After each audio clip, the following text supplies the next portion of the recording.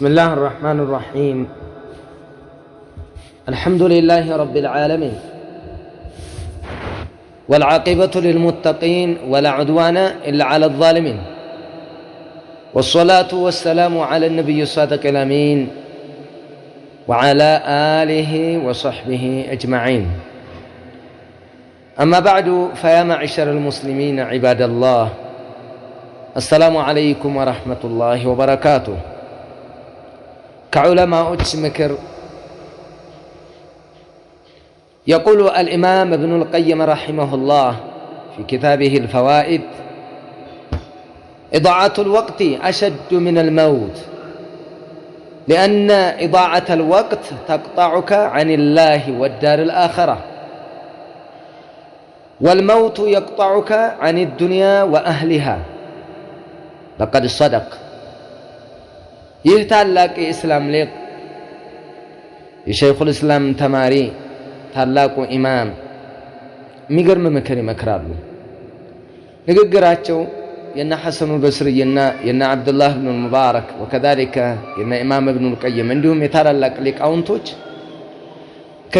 በኪታብ ብርሃን ስለሚያዩ፣ በሐዲስ በቁርአን ብርሃን ስለሚያዩ ንግግሮቻቸው ሁሉ ገብቷቸው ተረድተው ምንጩን አውቀው የሚናገሩት ንግግር ነው። ምን العجب ማለት ነው። በጣም ይገርማል። ስር የሚገባ ነው።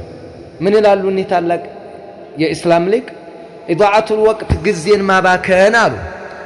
አሸዱ من الموت ከሞት የባሰ ነው። ጊዜን መግደል ከሞት የባሰ ነው። ከሞት የባሰ ነው ጊዜን መግደል፣ ጊዜን ማባከን። ምክንያታቸውን እንዲህ ሲሉ ያቀርባሉ። لأن إضاعة الوقت ጊዜን መግደል ማለት በማይሆን ነገር تقطعك عن الله والدار الآخرة، كدار الآخرة قات الله يهلج كالله قال الله يهل ጊዜን ማባከን ወንጀል ያሰራሃል፣ ጥፋት ውስጥ ነው የምትወድቀው ጊዜን ማባከን። والموت موت ሆነ እንደሆነ يقطعك عن الدنيا وأهلها، ከዱንያና ዱንያ ላይ ካሉ ሰዎች ነው የምትለይበት እንጂ ሞት ከአላህ ጋር አይደለም ያቆራረጥህ፣ ሞት ከአኺራ ጋር አይደለም ያቆራረጥህ። ሞት ከዱንያና ዱንያ ላይ ካሉ ቤተሰቦች ማህበረሰብ ነው የሚያቋርጥህ። ጊዜ መግደል ግን ከአላህ ጋር ከአኺራ ጋር ያለያያል። والله ተመልከት እስኪ ትንሽ ጊዜ ሰዓት እንግደል እየተባለ ቲያትር ቤት ይገባል። ጊዜ እንግደል ጫት ይዞ መቀመጥ አለ። ጊዜ እንግደል ቪዲዮ ቤት መግባት አለ። ጊዜ እንግደል ሽርክያት ቦታ ቢድዓ ቦታ ብዙ ነገር ይሰራል።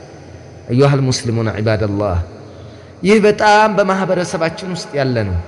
ጊዜ መግደል ላይፍ እስኪ ጊዜን ወጣትነቴን ልጠቀምበት ብሎ በሐራም ቦታ በተለያየ ሽርክያት ኩፍርያት ቦታ እንደውም ቪዲዮ ቤት መሳሰሉት ይገባል። ጊዜ ለመግደል ጊዜን መግደል ከሞት በላይ ነው። ጊዜ ወርቅ ነው የሚባለው አባባል ትክክል አይደለም። ጊዜ ህይወት ነው። አንድ ሰዓት አንድ ሰከንድ በሄደች ቁጥር ከፊላችን እየሄደ ነው። እኛ 60 ዓመት ወይም 70 ዓመት የምንኖር ከሆነ ጊዜያችንን እንግደል ብለን አንድ ሰዓት በቀነስን ቁጥር ወደ ቀብር እየገሰገስን ያለ ነው።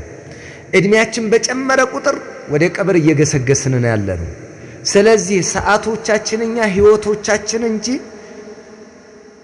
ወርቅ ብለን እንደዚህ በቀላል የምንተምነው በወርቅ የሚተመን አይደለም። ወንድምዬ በጣም ከባድ ነው።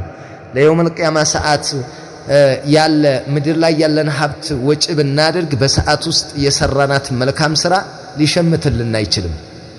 ስለዚህ ጊዜ እንጠቀም፣ ጊዜን በደንብ እንጠቀም፣ ጊዜን በደንብ እንስራበት። ጊዜ ሙጣላዓ በማድረግ ዒልም በመፈለግ ዱንያ ኸይር የምንሰራባትን ዱንያን እንደዚሁ መሰብሰብ። ዱንያን ራቅ ማለት አይደለም፣ ዱንያን ተዋት ማለት አይደለም። ግን ከዋናው ከጧዓው ከዓቂዳ ከሱና እንዳትለየንና መጥፎ ነገር እንዳታሰራን መጠንቀቅ ነው። ስለዚህ ጊዜያችንን እንጠቀም፣ ጊዜ አናባከን። ትርፍ ጊዜ የለንም።